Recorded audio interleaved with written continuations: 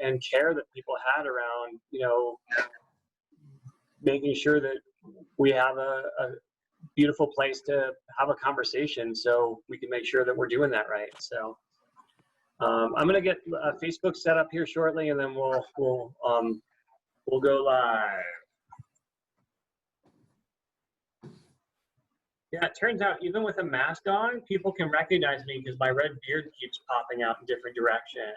And they're like, "Yep, that's Jonathan." So we saw you today. Yeah, no anonymity for me.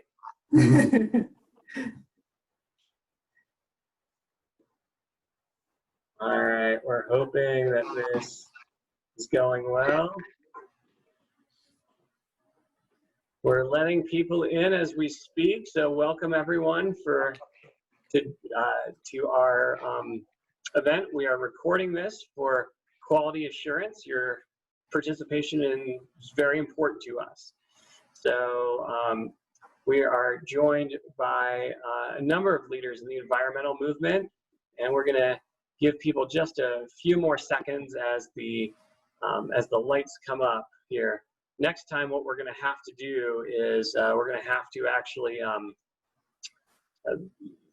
we're going to have to, you know, get some elevator music or something like that, so people aren't just sort of standing by, sitting there. So, and still a few more people joining us, so we'll give it another 30 seconds or so. Hey, council member, it's nice to see you. Heidi Henkel's joined us.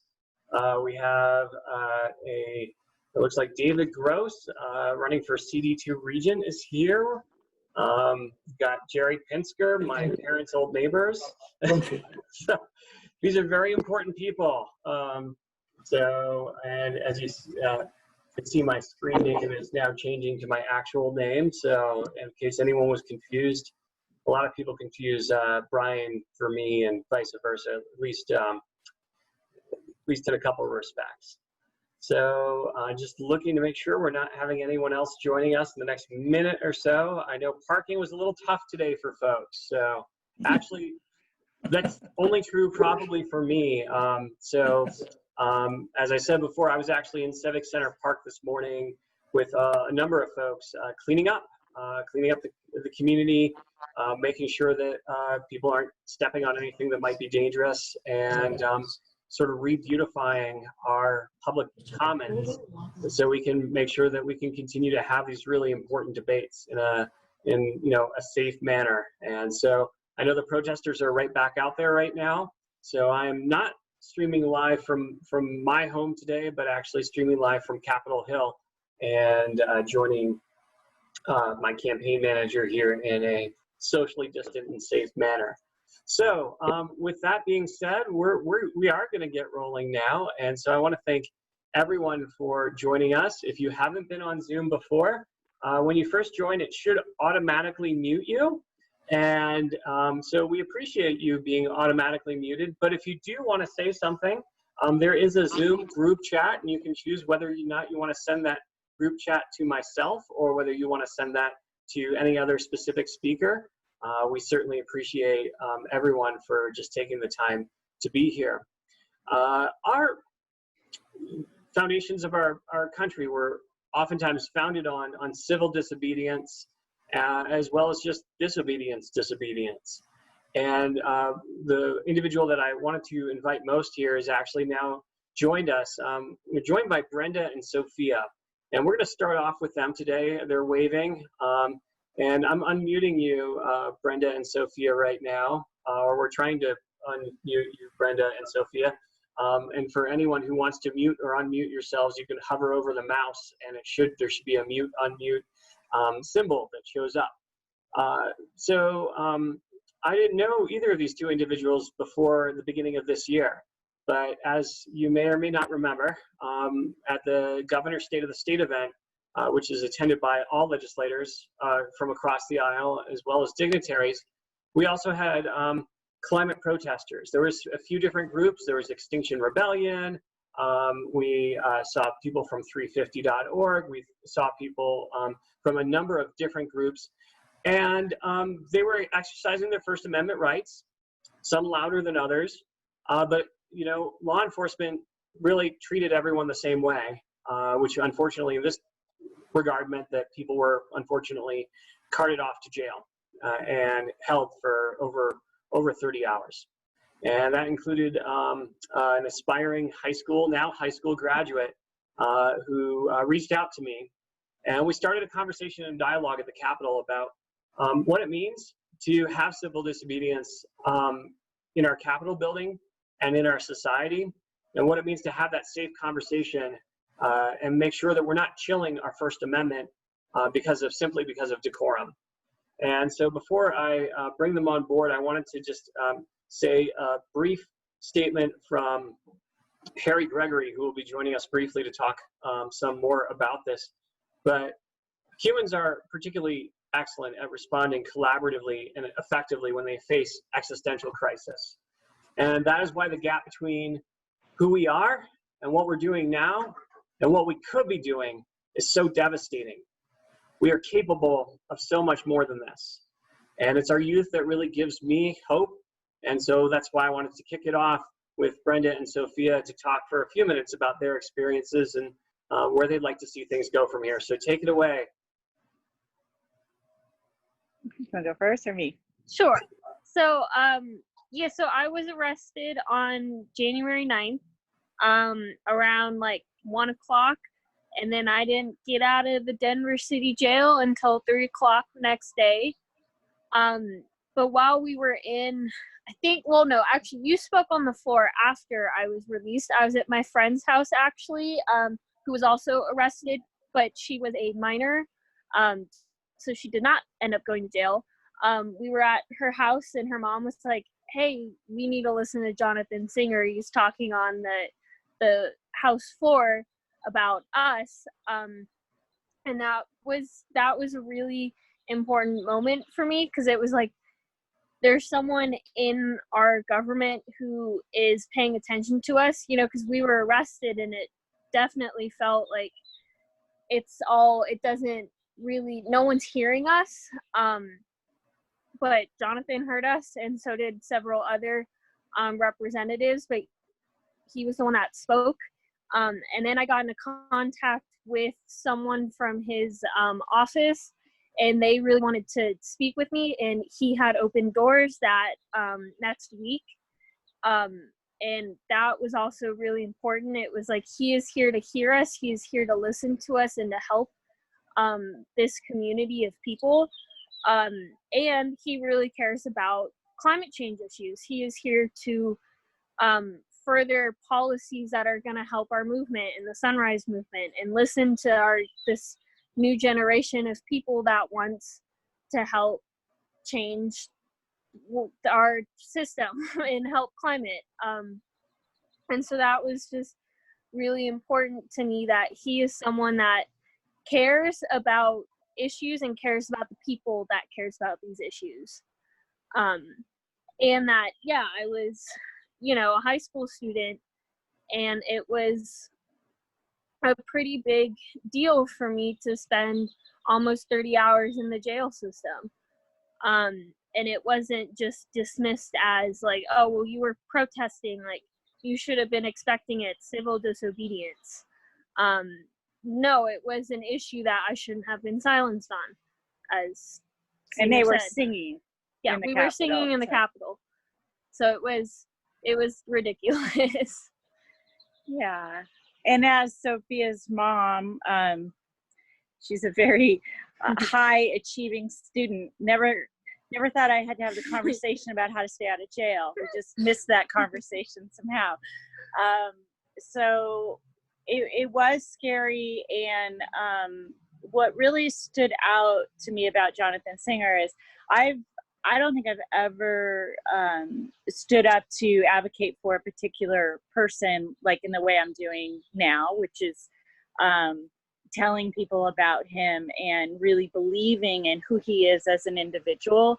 It really gave me hope that there's a lot that's wrong with our system right now in a global way. And Jonathan, the way he spoke on the House floor, which was the first time I saw him, and then met him in person at the Capitol when his doors were open, was that this is an individual who has chosen this path in his career because he really truly believes it, and he sees a new generation that's going to be making a difference, and he provided a sense of hope that things aren't completely broken and there are good people out there that are listening and supporting movements that need to be, and with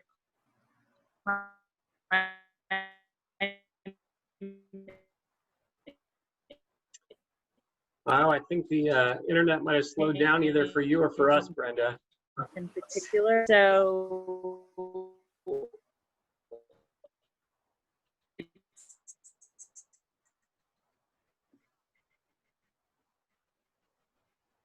just really believe in him as an. Yes, Jonathan, I guess. There he is. Are you Sorry. back? Sorry about that. Our internet connection went a little unstable there. And it's maybe just a metaphor for the instability in our times right now. But I would assume that everything that you said was just absolutely poetic and Shakespearean, and hopefully everyone else heard it. By the head nods that I'm seeing, I can definitely tell that I just missed the greatest soliloquy in the history of county commissioner politics. So, no, I just want to say a special thank you to both of you, to Brenda and Sophia. What happened to Sophia, you know that should not have happened, but you woke a lot of people up with your words. And while you were arrested for singing, which by the way is not illegal in the Capitol building, I mean there's a few people that it probably is criminal that we allow them to sing, but this is a little different. And so thank you for not giving up on our process and democracy, being held for over 30 hours and not having the charges dropped right away was definitely something that was shocking to me. And if you ever watch my House floor speech, the only thing I always tell people is if you want to take a look at what my poker face looks like, it's not that, because I prepared some words to write, and I brought them up to the podium to ask for the protesters to have the charges dropped. I looked down at my paper, and it was totally the wrong paper altogether. So anything I said was straight from the heart, and that speech is still sitting in the passenger seat of my car. So anyway, thank you both for just being part of this and being here today. Once again, if you have questions for Sophia or for Brenda, you can put them in the Zoom chat right now. But I want to move on to our next speaker. I see that we're joined by Ramesh. Ramesh is with the Sierra Club and has done a phenomenal job with the Indian Peaks Sierra Club in making sure that the environmental movement is front and center in our political discourse. And so I wanted to give Ramesh an opportunity to talk a little bit about what Sierra Club is working on, how that fits into local, state, and national politics, and maybe a quick few takeaways for the rest of us to think about this afternoon. Hey, thanks, Jonathan. It's first right off the bat, yes, I am Ramesh Bhatt. I am with the Indian Peaks group of the Sierra Club. As many of you probably know, the Sierra Club here in Boulder County has about 10,000 members and supporters. And right off the bat, I just want to acknowledge that there are many people across the whole country who are suffering because of systematic racism and violence against them. And this has to stop. We have to stop this. We can't go on like this. So I just want to get that out of the way first. I think it's just too bad that the way things are going right now. On a more positive note, the Sierra Club here are very happy and honored to officially endorse Jonathan for the county commissioner seat in, coming up, the elections coming up on June 30th and in November. The reason we endorse Jonathan Singer is that we've been working with him for a number of years now. We know that he's solidly for the environment, he's enthusiastic, he has a lot of experience, We already see how much he cares about people who are working on behalf of the environment. And so we think that he would be the appropriate person right now, especially at a time right now where we are facing a lot of problems. Apart from social problems, we're also facing a lot of environmental problems that have to do with these social problems. For example, climate change has already been mentioned. Climate change is it's an immediate problem for Boulder County as it is for the rest of the world. And that climate change means that we have to do at least, two major things we have to do. First, we have to make sure that we don't contribute to climate change ourselves. And we have to do that by reducing consumption, getting away from fossil fuels, and things of that nature. But also, we have to prepare for climate change. And a county commissioner's job would be to make sure that the things that we have around us here are resilient and able to withstand climate change. Another major problem that Sierra Club is working on and the county is facing is pollution right off the bat. A lot of the pollution comes from fracking operations to our east. We are downwind from other counties where there's a lot of fracking for oil and gas. And what that means is that we have a lot of pollution. It's kind of ironic in some ways because we are one of the most beautiful spots in the country. We are Boulder County, yes. We are one of the wealthiest countries in the country, and yet we have pollution, a lot of pollution here. For example, just last Thursday, Friday, Thursday and Friday, we had ozone alert, which means that we had more ozone than was healthy for us. Some other environmental problems, there's a long list of them. Housing and transportation are another major problem for us. We don't have enough affordable housing. We don't have transportation that works well for us. We need to be resolving that in some ways. We have open space, which is another issue that Sierra Club is really interested in, and I know Jonathan's very involved in. The open space, we have a lot of it, but we are loving it to death. One way, it's too much recreation. And also we have to make sure that we manage open space for wildlife and for habitat rather than for recreation and for agriculture. We can go on like that. Overarching on all of these things is the fact that we have equity issues.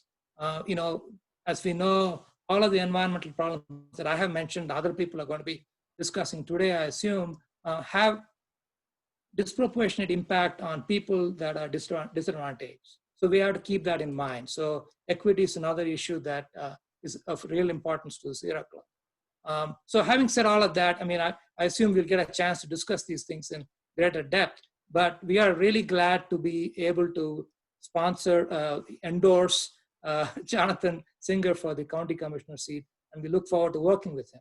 Thank you. Ramesh, thank you so much. I sincerely appreciate it, and thank you for taking the time to do this. And next up, I want to invite, it looks like we've got Leslie Weiss is with us right now. And Leslie is with the Lookout Alliance and has some perspectives on what's been happening in parts of Boulder County that never expected to be affected so directly and be put on the front lines. And I think it really just underlines and highlights that while this may not affect everyone today, it's right around the corner. And so now is the time to start. So Leslie, if you want to just talk a little bit about what Lookout has been working on and where you'd like to take things from there, please feel free to jump in. Thanks, Jonathan. I'll just say it's Weiss. Leslie Weiss. No worries. Yeah, so I also do work on the board of 350 Colorado, but I started working with the Lookout Alliance, which is a newer organization that formed in eastern Boulder County out of the Heatherwood area. The neighborhood residents there all received the letters that they were going to be force pooled, or that they were being given notice of that. So that neighborhood organized very quickly, and out of that came the Lookout Alliance. The Eastern Boulder County also has the threat of the Crestone CDP, Comprehensive Development Plan. Crestone hopes to put 140 wells in eastern Boulder County. And to me, a resident of this area, that's pretty shocking to me that Boulder County would even entertain this sort of thing or even allow this to happen. So we started getting involved and organized and getting involved in updating the rules and regulations of Boulder County after SB 181 was passed that Jonathan Singer co-sponsored. And we also started a petition to have a ban in Boulder County because we are already inundated by the emissions from Weld County, has over 24,000 active wells. And the data we have out of the Boulder County Reservoir that Detlev Helmig is working on shows that a lot of those toxic emissions are, they get all the benefit of the royalties from those wells, but we get the benefit or the disadvantage of the toxins. So enough is enough. We need to counter this industry on two fronts here in Boulder County. One is to really confront Weld County and make them responsible for stopping the onslaught of toxins that they're causing us to have. And then secondly, just stop fracking altogether in Boulder County. We shouldn't even have to worry about 140 more wells coming into the county. We want Democrats, we want politicians who are not happy with the status quo. I mean, the status quo in this state it's been a petro state for over a century. And, under the Hickenlooper administration, fracking, had its way for over a decade, and we need to stop that. And so we need bold leaders who are willing to, confront status quo and say that's not nearly good enough. We don't want incremental changes. We need to take bold action. We need to not be afraid of lawsuits from the industry. We have met with the commissioners, and all we get is, the only excuse we get of not implementing a ban is, oh, we're afraid that we'll get sued. Well, we need leaders that aren't afraid of that. And the Lookout Alliance was proud to endorse this past week. We endorsed Jonathan Singer because we think he fits that mold of elected representative who is going to take a stand, a very bold stand, and not be afraid to stand up and make real change, not just these incremental changes that really don't serve to do. I mean, we not only have to deal with the emissions, but we also have to worry. We don't want to have to worry about more pollution. We want to know that we have leaders in place that are going to reduce or eliminate the emissions, but also take away our fear. And we think we have that with Jonathan, and he has a proven record of enacting bold legislation at the Capitol, and we want that here in Boulder County. Well, thank you, Leslie, and my apologies for mispronouncing your last name. I'll never get it wrong now. Thank you. So, more than 50% say it that way, so you're not alone. Yeah. Well, before I move on to Harry and Sarah for a brief moment, I did want to just recognize that I am reading the group chat, and Jerry makes an excellent point. And if you haven't read it yet, the comment that Brenda made, she never thought of having a conversation with her daughter about being arrested is a conversation that every person in Boulder County and around the country must have with their children. We think about this as parents, about having the talk, and what is the talk, right? And what does that look like? And I have to say that this is something that I probably never would have imagined having a conversation with my two young kids, but that is something that a lot of my friends do have to think about. And hopefully this has forced us closer together in a way that will give a sense of urgency, because if we don't address this universally, we're not going to get there. And thank you, Leslie, for talking about the bold action as well. I don't remember who told me this, but winning slowly on climate change is the same as losing. If we don't have bold action now, we're not going to win. And so this is incredibly critical. Sarah, happy birthday, I think. I'm pretty sure it's your birthday. I'm going to unmute you. We're not going to embarrass you by singing happy birthday right now. You missed it. It was yesterday. Oh. So anyway, but I do want to say special happy belated birthday. You don't look a day over how old you were yesterday. So which I don't actually know. So anyway,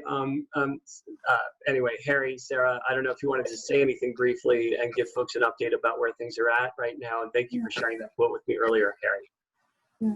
The quote that you just said was from Bill McKibben. Another thing that he said was that politicians that want to do something about climate change want to do something easy. And that's why we're asking you to declare a climate emergency in Boulder County, because it's not easy, but it's necessary. The quote that you read earlier is from Facing the Climate Emergency, is that backwards? By Margaret Klein Solomon, the founder of the Climate Mobilization. And I don't see how you could read a book like this or Bill McKibben's book, Falter, and think that we can take incremental steps and be successful. And I'd like to add to that is that one of the biggest battles or fronts on this battle that we need to do more in is ending climate silence. There's a few of us here on this group that are probably neck deep in this every single day, but a very, very small minority of people in the country ever hear anyone talk to them about climate. And that's a front that we all can work on. The other thing is that, Jonathan is just so amazing. I just like Jonathan so much, but I shouldn't gush too much. But to your point, I missed your daughter's name, Brenda. So, Sophie.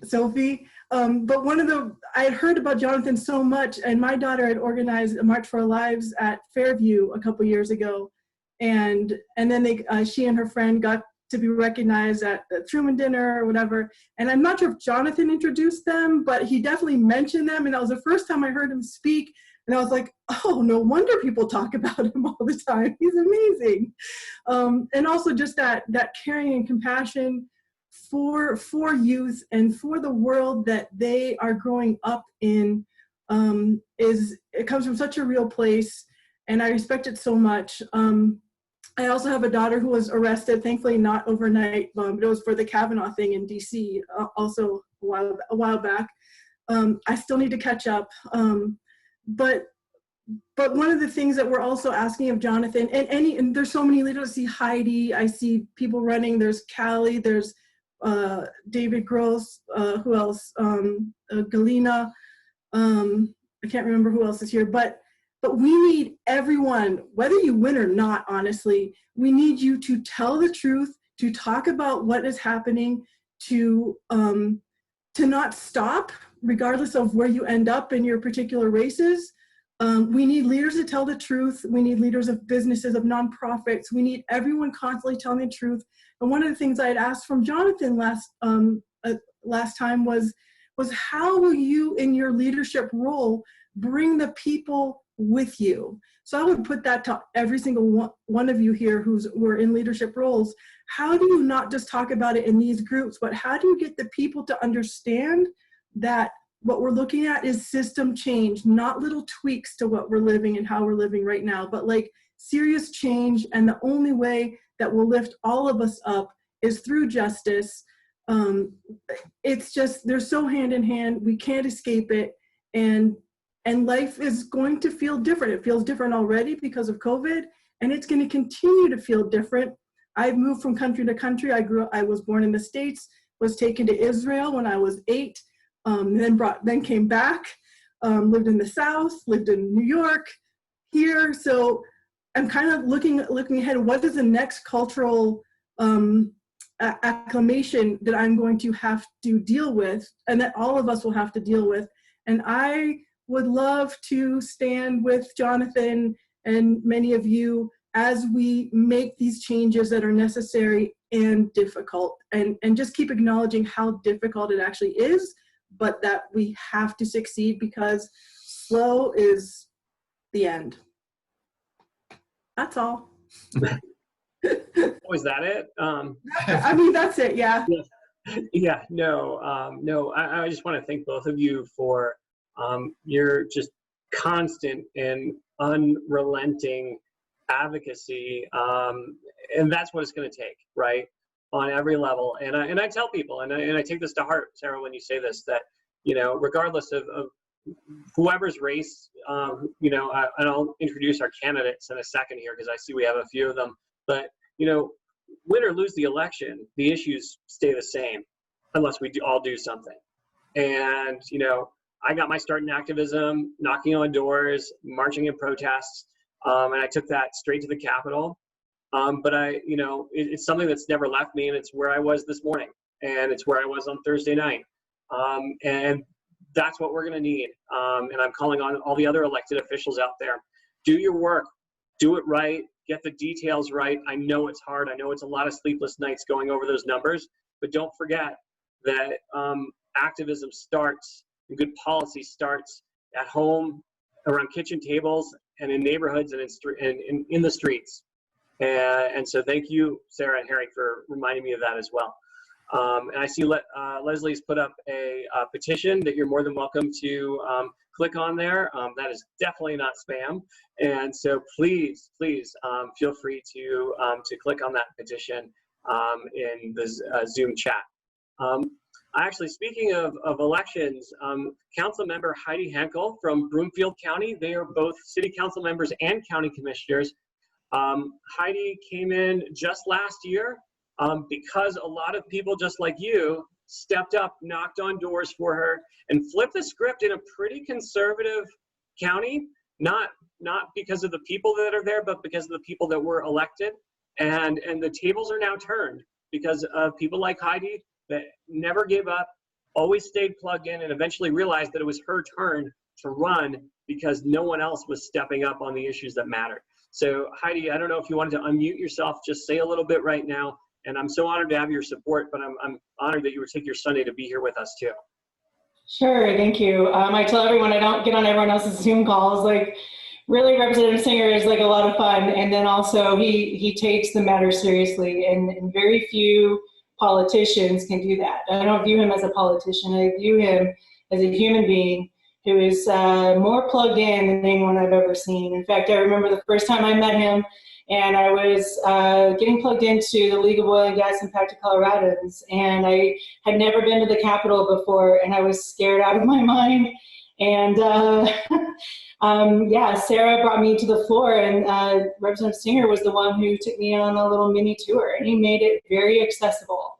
And that is something that a lot of people speak about him, is that it's not the policies top down. He is at the grassroots, and he brings things up, and he's saying, that we need to speak for those who don't have the time to come down to the Capitol. You guys, it is a privilege to be able to take time to go and testify day after day after day, to speak at the Capitol and to take these tours and so on. But I just want to just really show, just over the next couple of minutes, just how hard it is to fight the industry. And a lot of you guys have been following this for very long, and then you take some time off too. I think it's okay to take a few weeks off and just say, I need to put some more effort into it here in a few weeks, but I need to spend some time with my family, because in Broomfield we were inundated with, they said they were going to, Extraction said they were going to drill like 20 wells, and they ended up applying for 144, so they lied. And since then, something triggered in a lot of us. And then, I went down to the Capitol and testified to Representative Salazar at the time, and I'll never forget being yelled at the Capitol, by a Republican, and he basically slammed his gavel down and said we couldn't speak anymore, because during a health and safety bill, he said we couldn't say the word explosion, which that's health and safety. So I was angry. I brought my son there that day to help me and to help him see what's happening at the Capitol, and he saw that injustice as well. When I traveled the state for Proposition 112, I went to the Western Slope, and that's not easy to do if you're fighting against oil and gas, right? I won't go into a lot of details, but I will say my car was almost keyed. I was yelled at, cussed at, and I still spoke. And I think it's okay to speak truth to a lot of these workers too, who are not told that their jobs are going to be automated. If oil and gas continues, a lot of their jobs are going to be automated, and they are not told that. They were devastated to hear that. We need a just and swift transition. That's another reason why I really love Representative Singer. He's very much for a just and swift transition for these workers as well. And then, you know, going here to Broomfield, we ran races together, but we had to band together, and all of us won who were fighting big oil and gas. And I'm not kidding when I say this, but individuals in Broomfield who work in oil and gas donated and gave to my opponent $10,000. That's how much they were willing to fight against the people who were fighting for, you know, our climate. And that's not small money. And so I can imagine that, Jonathan, you are running up against the same kind of big money. And so when we talk about working as a region, we need someone like you to really speak up and speak out, because it's not easy, and it's always an uphill battle. And we know that going into it. I remember tutoring my daughter at 8:30 p.m. I was about ready to testify, and she was scared about this math test. And I remember tutoring her via text. And this is what climate activists do. We're in 2 to 3 different places at one time, as mothers, as sons and daughters, and, you know, as representatives. And I think it's very important to recognize the strain that this adds to our already daily lives, that we have to speak for the climate that can't speak for itself. And so I recognize that. I recognize the work that it takes to get there. And we've put, you know, our time and our treasures behind Jonathan, and we're just so proud and thankful to be, you know, backing you in your quest to just fight for the people who need to be, you know, heard. So thank you.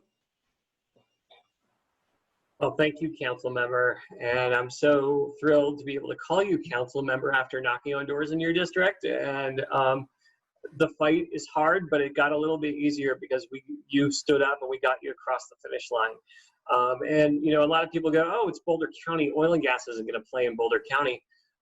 They find their own ways. There's a group called the Public Trust Institute that is slowing down my work every day. They're filing open records requests at the Capitol, not knowing that I've done nothing wrong, but alleging that I'm violating certain rules and procedures at the Capitol, and it's not anything to do with public trust, right?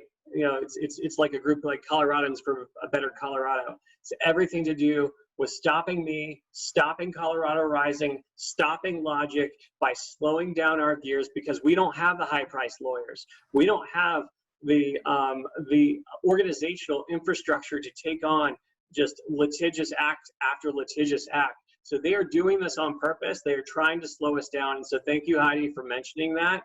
It may not always come in through direct donations, but they find ways to come after us. And it's happening to me. It's happening right now. And it's something that I think we just need to put out there, because this is the only way that we're going to win this, is by all banding together on this and standing up for each other. Before I go into answering a few more of these questions, I did want to just say thank you so much.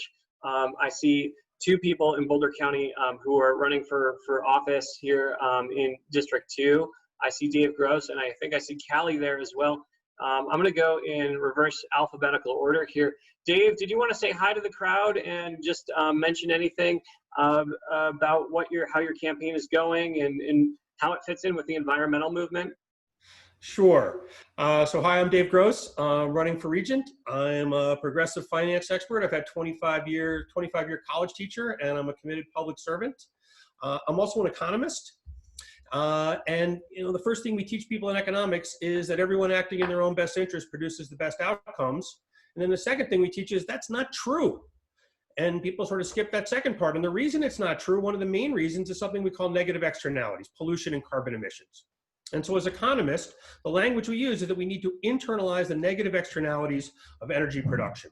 And so the answer, from my perspective, is education. This is how we have to address the climate issue at CU, and as Regent, this is what I would focus on, is the educational aspects of this. But I'm here today to support Jonathan. He's committed his life's work to progressive causes in the underserved. I can't think of a perfect background, set of skills, expertise, and experiences, and of course priorities for a leader of Boulder County. So I'm very happy to be here today to support Jonathan. Thanks. If we can somehow get negative externalities onto a bumper sticker, I don't know how that's going to work, but thank you, Dave, for being here. Doesn't necessarily translate on a bumper sticker, but that's how we think about it as economists, for sure. Well, this is why we need to go carless faster, so we don't have to put it on bumper stickers. So, Callie, thank you so much for joining us as well. If you want to take yourself off the mute, say hi to everybody and talk a little bit about what's going on in your campaign right now, and also, what you think we could be doing at the University of Colorado, one of our flagship universities, for the climate movement. Hi, good afternoon. Thanks, Jonathan. It's great to be here and see so many friends. Yeah, I'm running for CU Region in Congressional District 2. I'm a professor on the Denver campus. I'm a criminologist, more specifically a victimologist. So my research focuses on victims of violence. A lot of that is the violence that women predominantly experience, but also marginalized communities and college students. I've also served in lots of leadership roles throughout the system. Most recently, I was the director of the Office of Equity and Title IX coordinator at both the downtown campus and the Anschutz medical campuses. So I've spent my whole career trying to support people. I'm a people first individual, and climate change is all about putting people first. I think that the system can do several things that would benefit the climate. Number one is divest from oil and gas. And number two is to more fully embrace online learning, as we've been doing during this current COVID crisis. Online learning can be great. It certainly lends itself to lots of different types of subjects, and it keeps cars off the road. In doing it, we've seen what's happened to the climate with the shutdown currently. So those are just a few of the things regarding climate, but I'm just happy to be here, learn more from everybody else, and say hello. So thanks for the opportunity, Jonathan. All right. Well, Callie and David, I'm honored to have both of your support in this race. I know primaries are hard. I know you know this because you're in the middle of one yourself.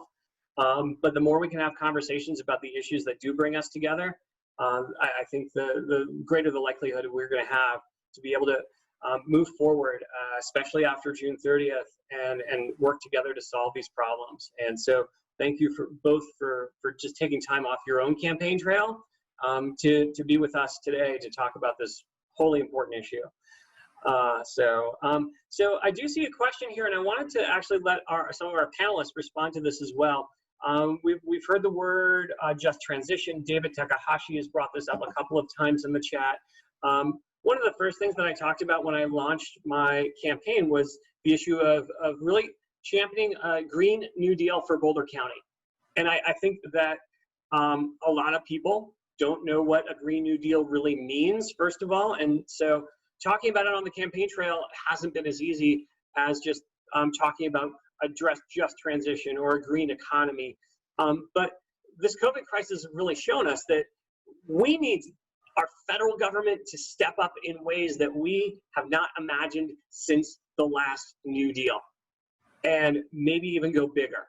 And my hope is that this COVID crisis has really awakened a sleeping giant and brought people out to understand that this is something that doesn't just start at the federal level, but comes from the grassroots up as well. The Sierra Club talks about this in their own literature, and people say, well, okay, great, Jonathan, that is what the federal government is supposed to do. What are you talking about at the local level?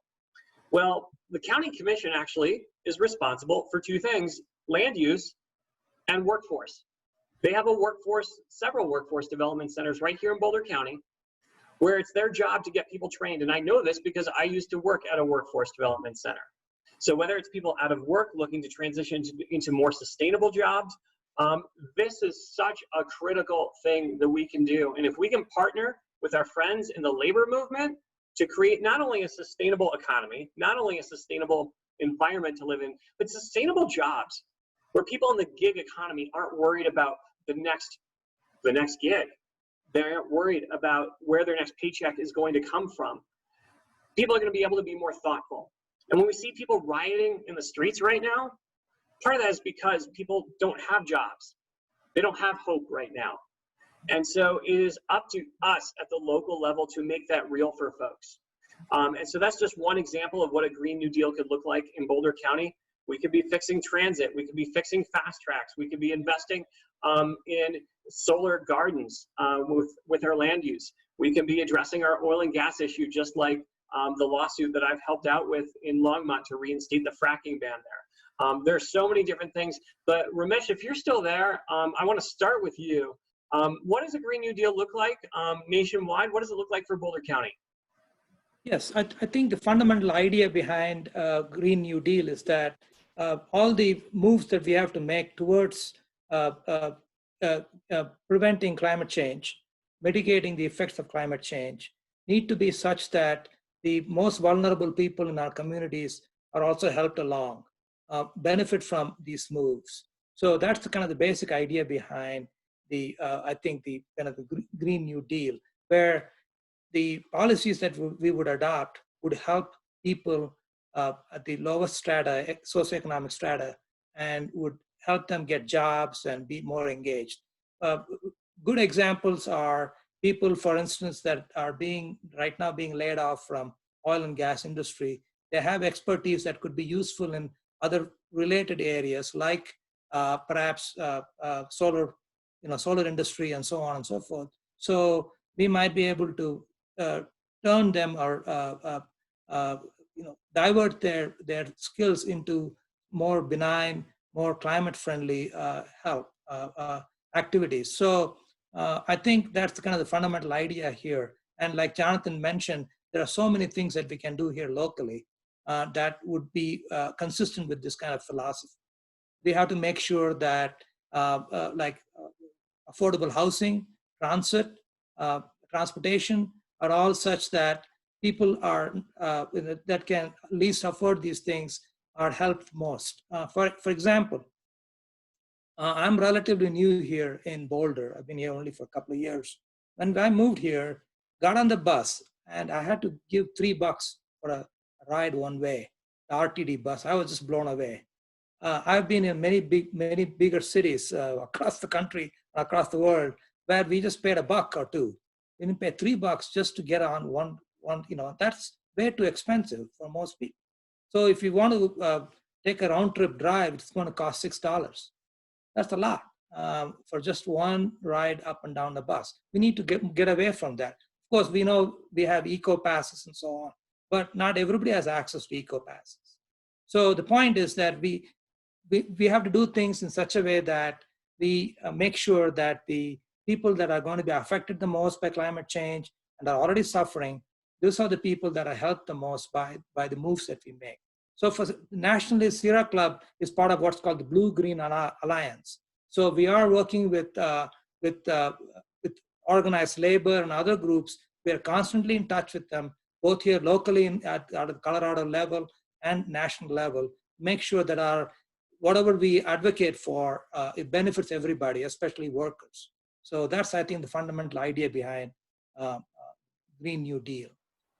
Oh, thank you for bringing that up. The other thing that I think is so important to mention when we talk about land use is regenerative agriculture, sustainable agriculture. We had a bill this year that unfortunately I think will probably die because of the budget cuts that one of the commenters mentioned on.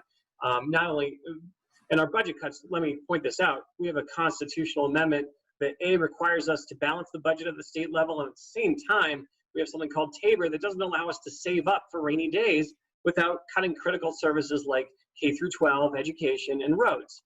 And so now we're left in this very unenviable position.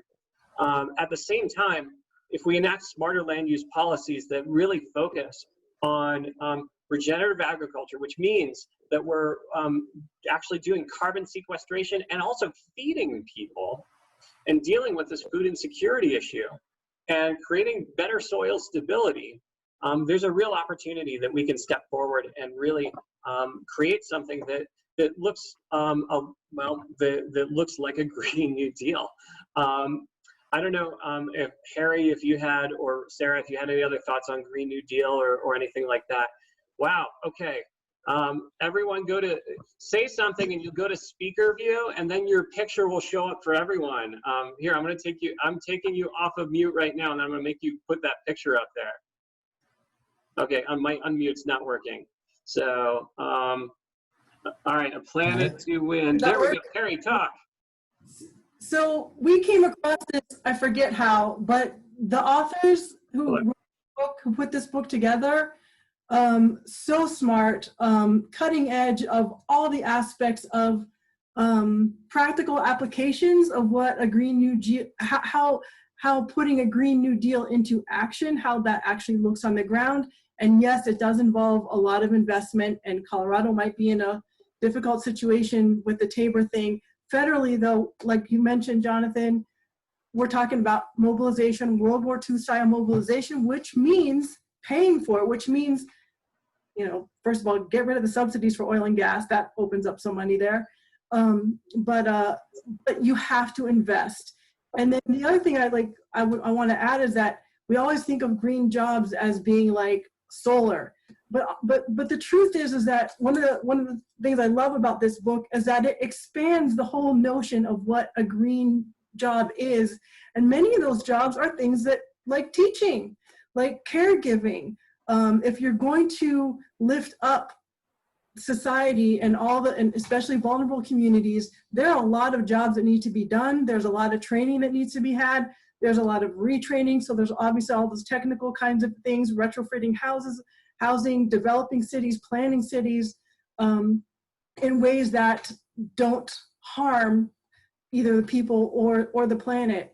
And we can like Boulder and Colorado in some ways could be role models to this country and possibly more with the level of knowledge and motivated activists and potential leaders here in government.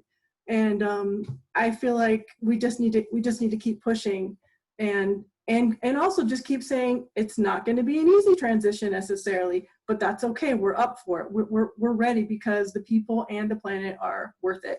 And if anyone wants this, Harry will type the name of the book in the chat. And they keep having these Zoom meetings and things with different authors, and they've all been good. I think Brian listened. I hope he liked it, the last one he listened to. He's giving you a thumbs up.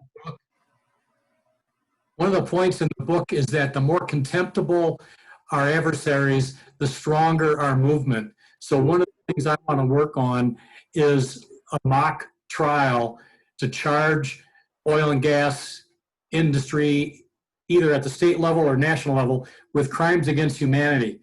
I need a good attorney, Leslie, if you would be interested in helping with that. I think if we can create public outrage like occurred in the early 1900s against John D. Rockefeller that led to the breakup of Standard Oil, we can get the public behind whatever it takes to shut down the industry in Colorado. Well, thank you both for that answer. I know we're in our waning about 10, 11 minutes here. And so I wanted to bring on one more special guest. And for those of you who aren't looking at the Zoom chat, I've been getting a wealth of information here. This is the opposite of every other online forum I've ever watched. No one is flaming or doing anything to anyone. This is amazing. So Ian Tafoya has been a leader in the environmental movement, and I'm going to say the human rights movement for, well, at least as long as I've known him. Ian and I worked very closely together on homeless advocacy rights issues, making sure that there was an inherent right to rest, as opposed to criminalizing our homeless population. And now I've gotten to know him through his work on with Green Latinos. I had a bill this year that was going to ban polystyrene. Some people think of it as styrofoam, but it's other single-use plastics as well. It was going to create a statewide ban on commercial use. So when you're getting your to-go container from your restaurant, which hopefully you're all supporting some local restaurants right now, it can be compostable. It can be anything else. But these polystyrene things are awful. and not to stay on this issue too much, but our oil and gas industry, if they're not providing energy for people, they're going to look for other places. Polystyrene is one of those. So cutting off that source of income for them is going to be one more way of starving the beast. So with that, Ian, if you want to just talk about what's going on right now. I know you and I were out there cleaning up the streets earlier this morning, and just let us know what's on your mind and what you'd like people to hear today. Or we lost him. All right. Well, I'm going to unmute. Can you hear me? Can you hear me? Go for it. Okay. I'm a little tired from being out there cleaning up. I'm not sure who else spoke here on this beforehand, but I think we're talking about environmental justice. And I helped organize a cleanup. I had done cleanups for a long, long time because I believe litter is one of the most important things that we can do to police our own communities, because you're out on the streets talking to people, but it also protects our water and our water quality. All of this, when it rains, especially rains or snows and melts, all of this ends up in our waterways. We end up spending a lot of time, and it's when these plastics that Singer is just talking about are directly connected here. Furthermore, from the point in which this is pulled out of the ground to the point in which it's processed, think Suncor or Houston, or where it's made and created, these toxic facilities are hurting fence lines communities all the way. I was 100% and got Green Latinos members to come and testify, to reduce demand while we're going after supply. But the one thing that Singer said I should come here and talk about was something that I was talking about, and that has to do with the recent spill at Suncor, which was it rained. They have groundwater issues with benzene, PFAS, and it broke and it went into the Sand Creek. And the symbolism for me, I think, is really clear. I'm Hickory Apache, but the Sand Creek massacre was a genocide. And when we continue to allow polluters to do at their will to poison people, it's genocide. It's not like we don't have the science there that says it. And even if we didn't have the science there, the precautionary principle, in my opinion, should win out. And so, as all this is happening downtown, we came together today, many Latino, Indigenous leaders, Black leaders, and we talked about how the statue that's being defaced in front of the Capitol is a monument to the Civil War cavalry for their duty, including Colonel Shivington, who is the person responsible, and this cavalry is responsible for the genocide in Sand Creek. And so, we gathered on the Warpath, which is, if you're familiar with Civic Center Park, it's the statue of the Indigenous man. It was actually formed after two Indigenous men, a Nez Pierce and a Blackfoot, I believe, on their horses. But we gathered there, we chanted Black Lives Matter, and we went in and we cleaned up our neighborhood because we understand that we have to pick up the pieces after this. I want to be clear, I stand with the protesters. I think it's insane to be gassing people during a pandemic that is a respiratory disease, that we're forcing these people to cough on each other. The cops are talking about how they confiscated 2 guns. I recall just a few weeks ago how you could stand there with AR-15s and no one was bothered, and it was seen as their right to protest in that way and no concern. Reb Singer was a great supporter of me in the Capitol 38 when we were arrested for singing. Think of the juxtaposition on the actions here when we talk about the systemic issues. But I wish everyone peace that's out there. I would encourage everybody to go outside and clean up around their house right now. Police your own community, help your own community. And I think that's, and grow your own food, because food is medicine, and that's a really important thing. Well, Ian, thank you very much. And I would encourage everyone to also go out there and clean up their neighborhoods. But right after this, so hang on for another 5 minutes or so. Ian, your words are always so powerful and just remind me of how far we still have to go.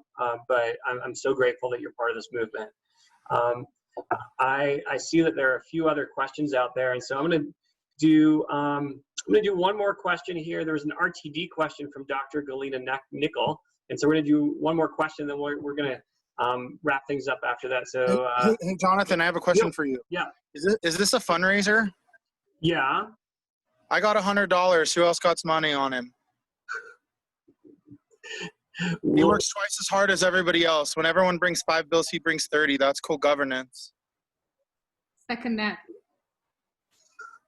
All right. Well, you know what? Brian's going to put a link in the bottom here. and the work continues. And thank you so much.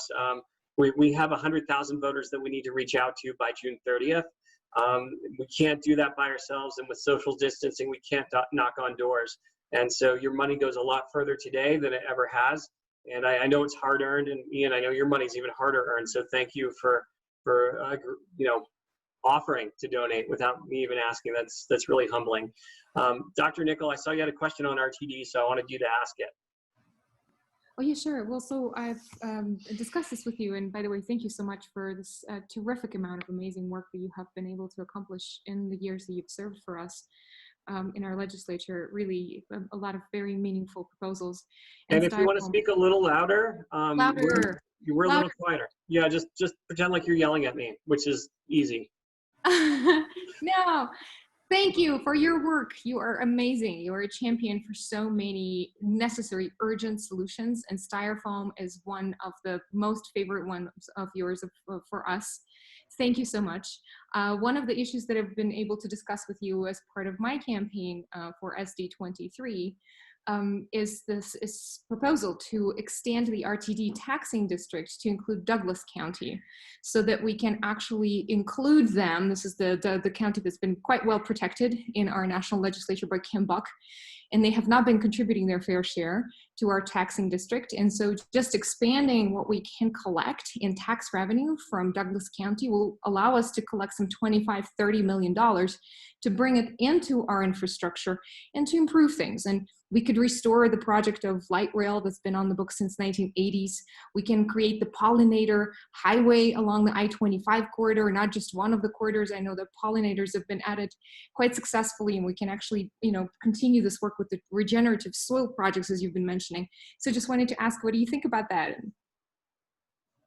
Yeah, that's overdue. We got a hell yeah from Ian on that one. So you've got some supporters out there. By the way, Senate District 23, for those of you who don't know, is currently, Vicky Marble is currently in that seat. She is term limited. She was the one who spoke on the Senate floor, just a couple of days ago, proudly saying that she doesn't wear a mask, that she intentionally walks down the wrong aisle of the grocery store at Walmart, and never wipes down her shopping cart. It is the person who is seeking to replace her on the Republican side of the aisle is, let's just say, I would say, is Vicky Marble's equal. So this is not, we're not getting an upgrade here. And so, Galina, I want to thank you for running in this race. That is a very tough race. It's Broomfield all the way up to Larimer County. And this is a challenging race. When we talk about RTD, first of all, I was out there gathering signatures in 2004. Every time I've knocked on doors in my district in Longmont since 2012, I only hear about two main things. It's fracking and fast tracks. Why are we still getting sued over fracking, and why isn't fast tracks done what it promised? And so I think making Douglas County pay its fair share, I kind of feel a little torn on this because, the Douglas County Republicans tend to be very anti-socialist, and, from each according to their ability to each according to their need, we're actually subsidizing them right now. And so I just like to remind them that maybe they should, maybe if they don't like socialism, they should be the ones for asking to be inside their own taxation district. We have people in Castle Rock that are closer to a light rail station than we have in Longmont. It's ridiculous. And if we want to build out, we want to see a full build out of fast tracks and hold to that promise, which is something I'm going to advocate for, we need to actually have everyone paying their fair share. So this is long overdue. I wish it's a bill I could have run this year. And unfortunately, the COVID crisis has really shorted and blunted what we're doing. And now we're working on new efforts to get law enforcement accountability out there in the waning weeks of the Capitol, because we are listening to the people in the streets. So it is something that we need more people to champion at the Capitol, and we need our county commissioners to not, not take our foot off the gas, but to take our foot off the gas and put it onto fast tracks. Ian mentioned also innovative public financing is what we need. We need a public bank so we can do Green New Deal financing. Another bill that unfortunately will probably not make it through the process this year. I was going to create the opportunity to allow for cities and counties to invest in credit unions, and potentially even create a state bank or a local bank that's run by the people as opposed to for-profit institutions. It's really unfortunate that we won't be able to get there this year on that bill, but it's something that we need to continue to fight for, continue to champion. Harry Gregory has, shout out to Ezra Cohn. Ezra, another one of those arrested at the Capitol. Thank you for being here too. And Jerry is pushing one more time to get Initiative 271 out there. It's on the ballot. I know we're here to talk about the Green New Deal and environment, but he's talking about mass transit. Jerry, did you want to give a quick plug for Initiative 271? And then I'm going to do a quick wrap up after that. Sure. For those of you who don't know, well, you all know, and Jonathan mentioned Tabor, we're locked into a flat income tax rate in Colorado. And Initiative 271 would change the tax structure. So it would lower taxes for those of you who earn less than $250,000 adjusted gross, raise it above, and half of the income, which was estimated at $2 billion a year, increased income prior to the COVID crisis.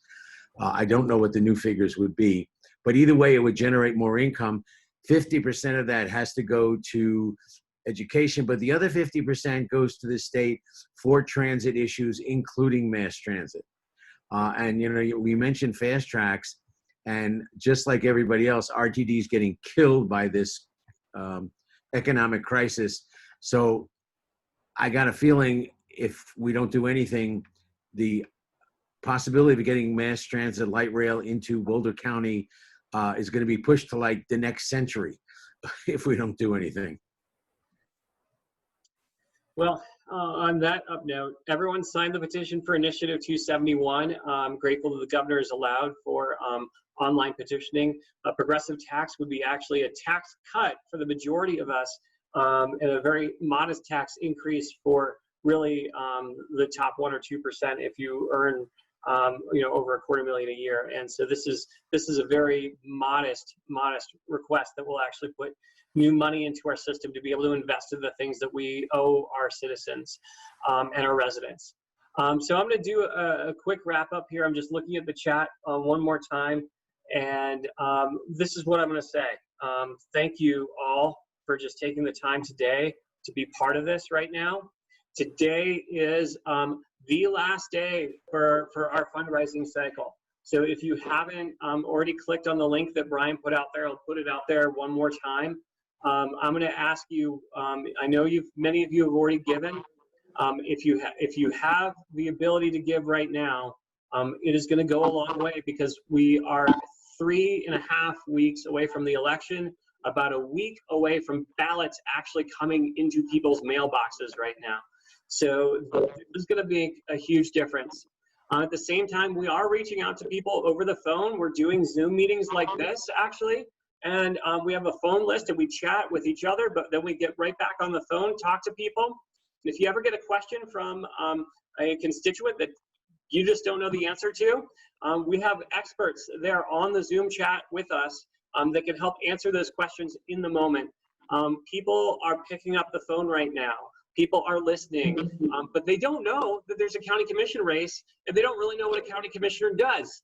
And so this is our opportunity to get that voice out there. And so this is going to be my plea to you in the waning minutes here, is that if you can give us at least an hour between now and June 18th, so June 14th, in the next 2 weeks, if you can give us at least an hour, I want you to type yes in the Zoom chat.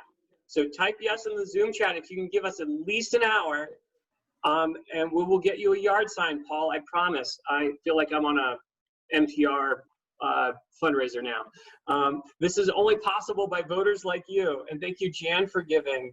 Dr. Nickel, thank you for typing yes and then auto-correcting it. Thank you, Adam, for typing in yes. This is what's going to make a huge difference in people's lives right now. Harry has volunteered his wife. Amazing. And Sarah's volunteering Harry. I see 2 hours now. That was a 2-for-1. Thank you both. Brenda, thank you for typing yes. I want to close on our students here. Sophia, do you have any words you want to add before we wrap up today?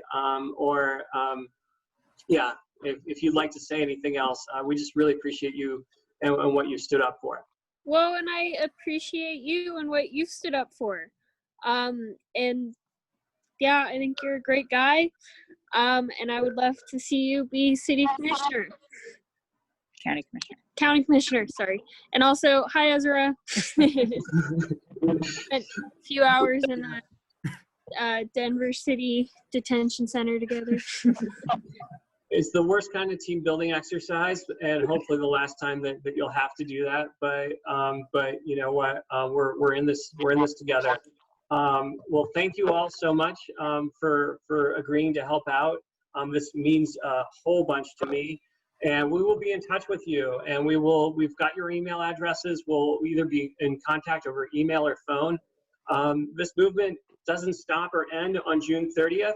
But I'm going to be busy at the Capitol for at least the next 2 weeks, if not the next 3 weeks, living up to the promises that we're talking about right here, right now. Winning is going to be the second most important thing in my life right now, because we owe it to the people of Colorado to do the right thing in the middle of a crisis. And that's why I need your help so much right now. And so thank you for taking your time today. Have a great afternoon. Don't forget to go out there, check out your neighborhood, bring a trash bag, pick up some litter, and let's build a stronger community together, people. Thanks, and everyone have a great afternoon. Thank you. Thank you. Thank you. Thanks so much, John. Thanks, Jonathan.